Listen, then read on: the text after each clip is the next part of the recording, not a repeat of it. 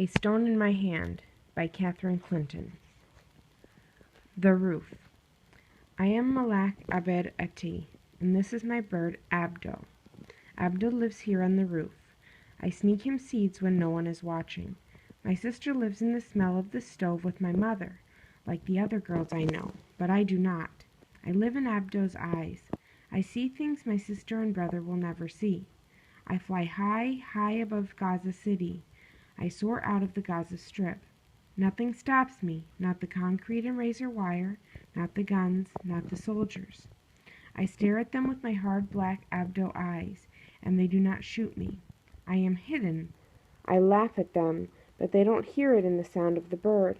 My wings are strong. I dip and dive, stretching these wings, but then I come back to the roof and fold them under me. Someday I may fly away for good, but for now I watch and wait. My brother Hamid is cocky. He always argues with my sister, me, my mother, everyone.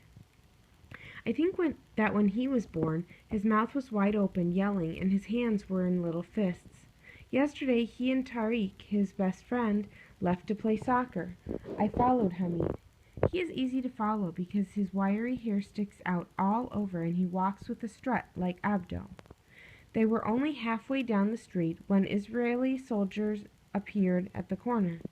They ducked into an alley, then came back out with stones in their hands. They shouted at the soldier and ran toward him. They lifted their arms to throw the stones. I gasped. They could be arrested for that, beaten even. But the soldier lifted his gun over his head, holding it with two hands, and yelled. Hamid yipped and turned and ran into Tariq. Tariq fell over, twisting his ankle under him. Hamid kept right on running. The soldier started laughing. I helped Tariq limp home. He stared unblinking with his stone eyes. He winced with pain, but he didn't speak to me. I didn't speak to him. We are alike in this. We both speak very little. Hamid brags about being one of the Shabib. He thinks that makes him a young fighter in the Intifadad, which was started by the people of Gaza a little over a year ago. Last night, he said to my sister, "The young men of Gaza are tired of standing by the road, hoping for a day's job, waiting for some Israeli to come up and check our muscles and stare into our eyes. We are not animals. We are Shabab." Hamid shakes his fist as he speaks. I just stare at him. He must have heard those words from someone else. We are fighters. The stones speak. The soldiers will have to listen. The brave Hamid, who left his friend alone in the street. For now, Hamid's biggest fist is in his own mouth. My sister Hind looks like my mother. Deep, dark eyes, thick, straight hair, straight nose, and straight teeth. She is pretty. I'm not. My nose is too big, like someone punched it in. Probably Hamid did. One front tooth overlaps the other. I don't have straight anything, and my wavy hair flies around my face.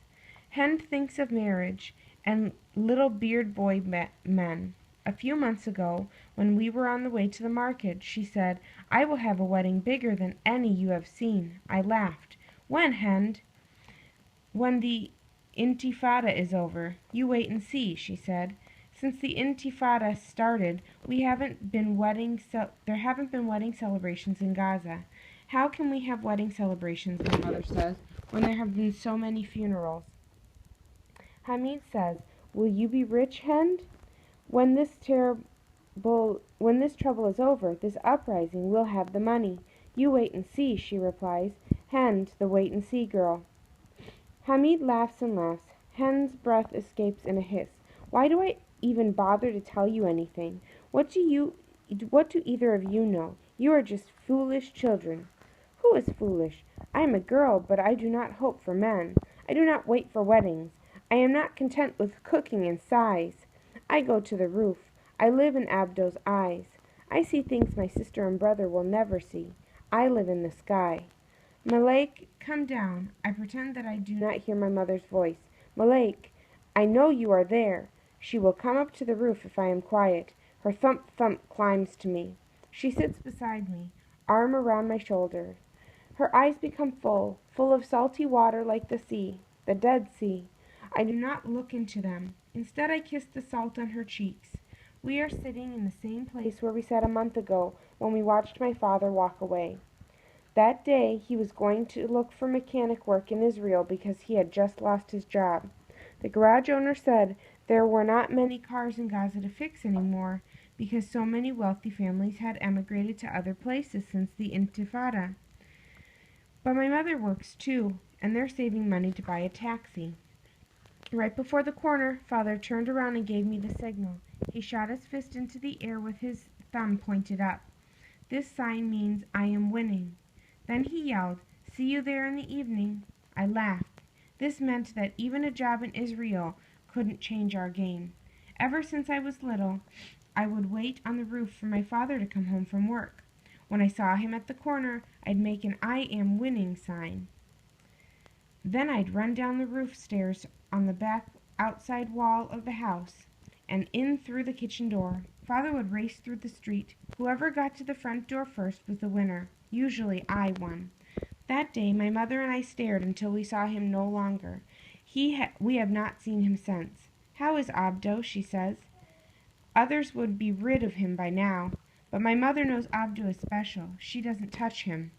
I hold out my hand, palm up. I place a seed in it. Abda flies into my palm and pecks it without touching my skin. We look into each other's eyes. Then he flies to my shoulder and sits there. He is strong, my mother says. We will go downstairs to eat together. She is very quiet. She doesn't speak the rest of the evening. She kisses me on the forehead. "Sleep, my child." My mother presses my forearm with her hand. I lie down on my mattress and turn towards the wall. Sleep comes quickly.